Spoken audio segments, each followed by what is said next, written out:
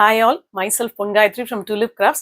So இன்னைக்கு நம்ம இந்த வீடியோவில் பார்க்க போகிறது ஒரு ப்ராடக்டை எப்படி கஸ்டமைஸ் பண்ணுறது அப்படின்னு கொஞ்சம் பேரோட டவுட்டாக இருக்குது. ஸோ இது வந்து ஒரு எக்ஸாம்பிள் வீடியோ தான். கஸ்டமர் சூஸ் பண்ண பவுச் வந்து இது சரிங்களா. இதில் வந்து நம்ம வெறும் ஜூட்டில் ஒரு சிம்பிளான எலஃபென்ட் சரி பண்ணியிருக்கோம். இதை கஸ்டமர் வந்து அவங்களோட டேஸ்ட்டுக்கு ஏற்ற மாதிரி ஒரு இன்னோவேட்டிவாக டிசைன் பண்ண போகிறாங்க. ஸோ அவங்க சூஸ் பண்ணியிருக்கிற மெட்டீரியல் வந்து இந்த கலம்காரி மெட்டீரியல். ஸோ இந்த கலம்காரி மெட்டீரியலை ஃபர்ஸ்ட் அவங்க சூஸ் பண்ணிட்டாங்க. இதுக்கு பேஸ் மெட்டீரியல் சூஸ் பண்ணணும் அப்படின்னா நிறைய கலர் காம்பினேஷன் நாங்கள் காட்டுறோம். ஸோ அவங்க சூஸ் பண்ணியிருக்கிறது இந்த நேச்சுரல் ஜூட். ஸோ இந்த நேச்சுரல் ஜூட்டோட இந்த கலம்காரியை நம்ம வந்து கஸ்டமருக்கு ஒரு வீடியோ காலில் காட்டுறோம். அப்படி இல்லைன்னா ஃபோட்டோவாக எடுத்து காட்டுறோம்.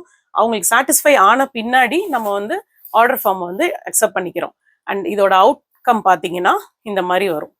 ஸோ இந்த ஜூட்டில் இந்த கலம்காரி போட்டிருக்கோம்.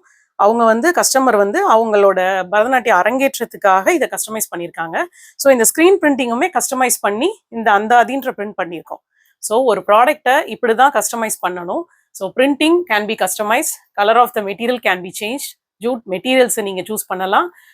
அஜ்ரக்கோ, இக்கட்டோ, பனாரசி இது எல்லாமே நீங்கள் சூஸ் பண்ணலாம். ஸோ கஸ்டமைஸ்ட் பேக்ஸ் அப்படின்றது இதுதான். So thank you.